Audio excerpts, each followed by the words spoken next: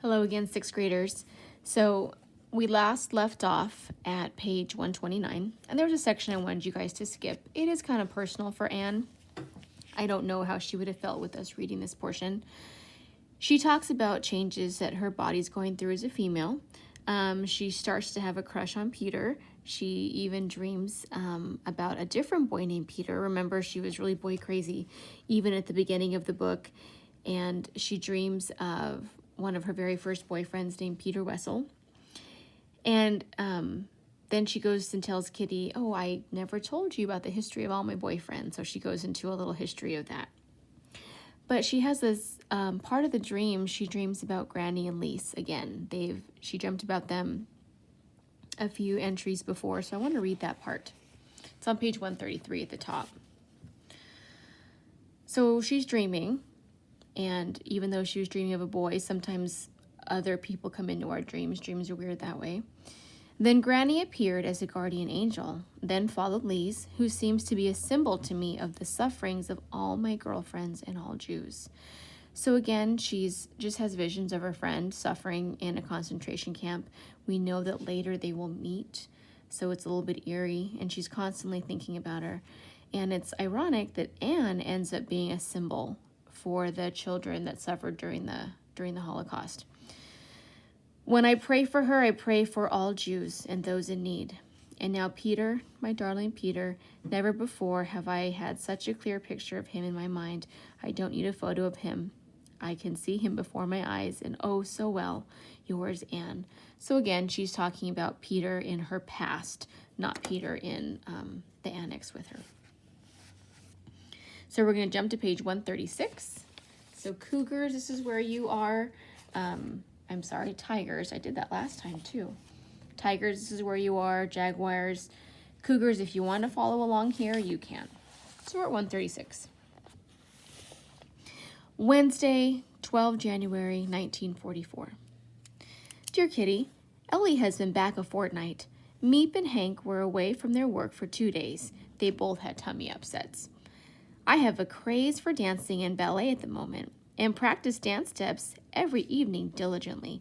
I have made a super modern dance frock from a light blue petticoat edged with lace belonging to Mansa. A ribbon is threaded through the round of the top and ties in a bow in the center, and a pink cordon ribbon completes the creation.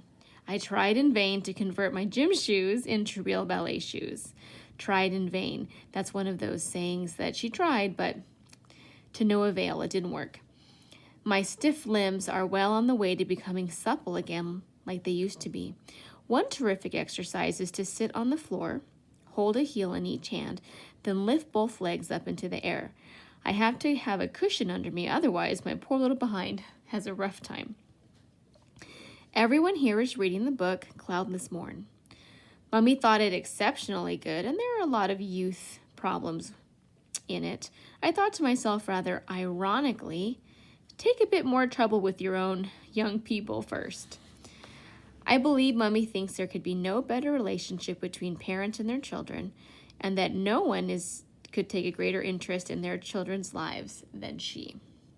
But quite definitely, she only looks at Margot, who I don't think ever had such problems and thoughts as I do.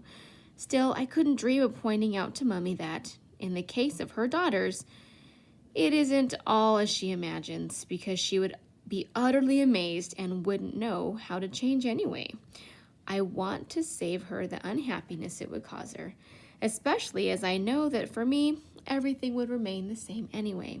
So she's still unhappy with the relationship with her mom. She feels that her mom favors Margot, and her mom wouldn't understand even if Anne told her how she felt. Mummy certainly feels that Margot loves her much more than I do, but she thinks that this just goes in phases. Let me move my book so you guys can see it. Oh, I think you guys can. Great.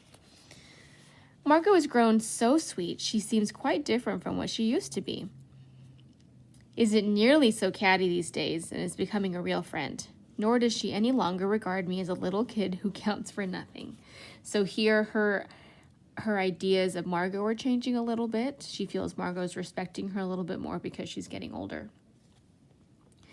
I have an odd way of sometimes, as it were, being able to see myself through someone else's eyes.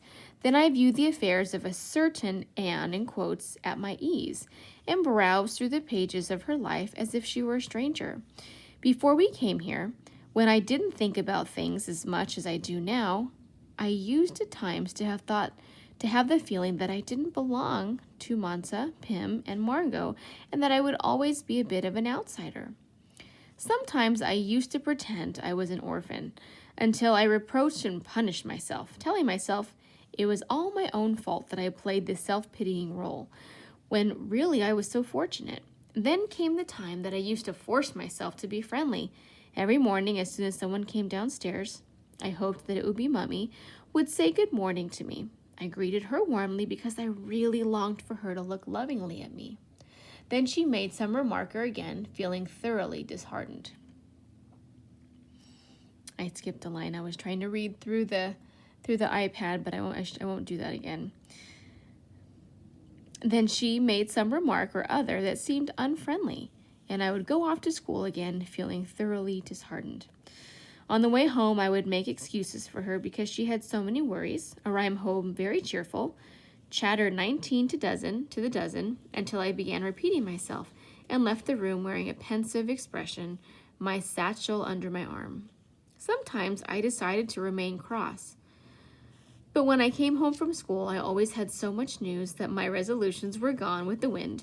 That's another figurative language phrase. That's an idiom.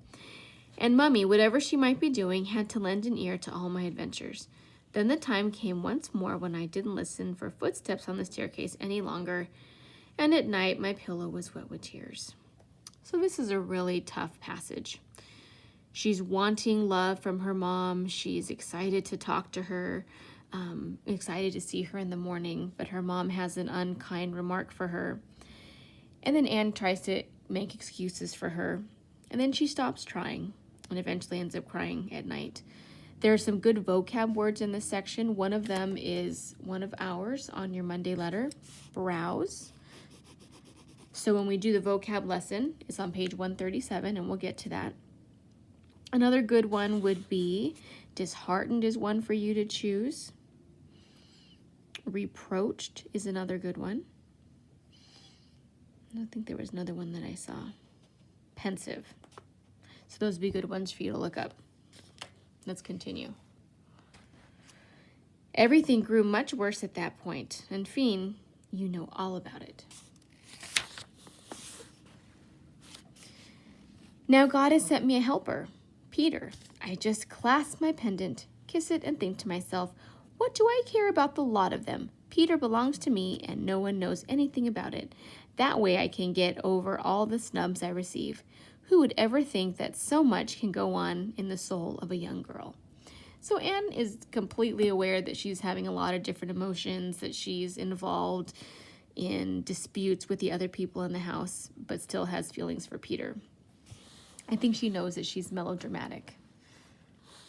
So our next section, Saturday, 15 January 1944. I apologize for my messy little notes up there on the timings for our audiobook. Dear Kitty, there is no point in telling you every time the exact details of our rows and arguments. Let it suffice to tell you that we have divided up a great many things, such as butter and meat, and that we fry our own potatoes. For some time now, we've been eating wholemeal bread between meals as a ration, because by 4 o'clock in the afternoon, we are longing for our supper so much that we hardly know how to control our rumbling tummies. There's a few words in here that would be good for your definition. Your vocab word, suffice. And we have rumblings, a rumbling. Mummy's birthday is rapidly approaching.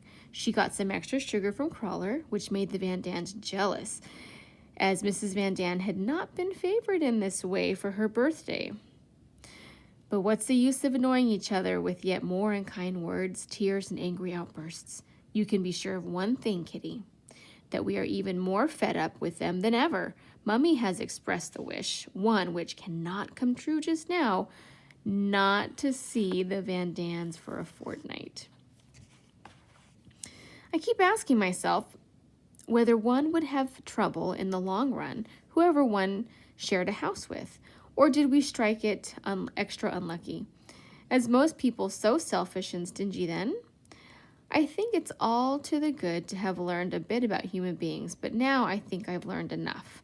The war goes on just the same, whether or not we choose to quarrel.